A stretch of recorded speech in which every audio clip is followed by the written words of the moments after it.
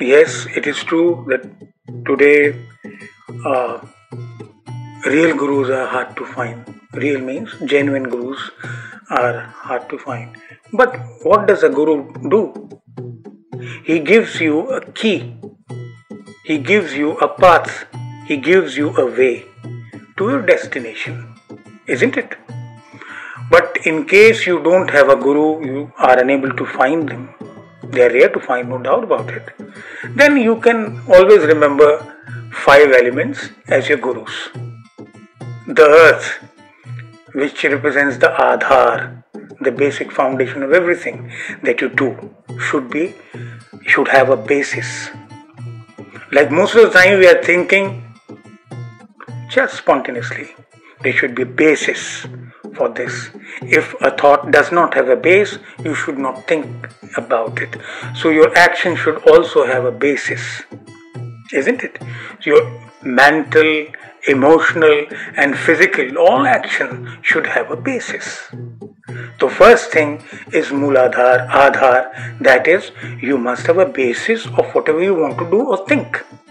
If you don't have that, you cannot succeed in life. Okay? So this is the first guru, that is the earth. The second guru is the water, which represents Nirantarata, continuity. What does water represent? It represents a flow, continuity. Rains that you get is nothing but a process of continuity of water, which keeps it alive, fresh and living. But you cut this continuity and the water will die, isn't it? So second thing is remain constant in your efforts, thoughts towards your goal, like your physical actions, your mental actions, your emotional actions, all should be constant. Now these actions have been decided by the Aadhar Guru. Now they should be continued, and Nirantar is decided and dictated by the water Guru, that is Nirantarta. If you practice something and you are not regular, you cannot succeed. Even if you want to climb the Everest, you should practice constantly, continuously, without jerks. I mean, today you are practicing more and then you are slowing down and again you gain some pace. No, Nirantarta means the same speed, same continuity. So, water is your second guru, isn't it? Now come to the third guru, that is the fire. What does the fire do? It burns down whatever waste or weed is there, okay, or dry matter, lifeless matter is, and at the same time it shows you the path, gives you warmth also.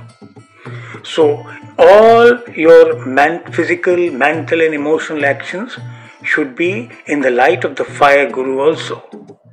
They should be warm and they should be able to burn down your weaknesses, physical, mental or emotional, and then you have got clear way to your goal. So this is the importance of the fire guru, isn't it? Then comes the air guru. Now air represents force and gati, that is life force. Air represents life force. Without life force, all the three gurus, the teachings of the three gurus won't fructify, won't yield results. Why? Because you need life force. So whatever you want to do, all your physical, mental and emotional actions and activities should have life in it. Okay? So you have to do it like this, and then air spreads everywhere. Okay? So this is what you should learn from the air guru.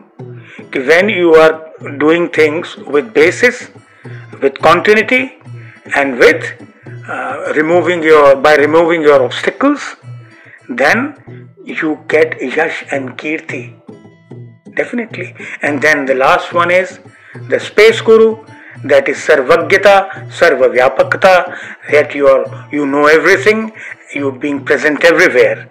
So when you are present everywhere and knowing everything, you become as subtle as the space. So when you know everything, you will not be moved by negativities. So this is the lesson of the fifth Guru. Okay?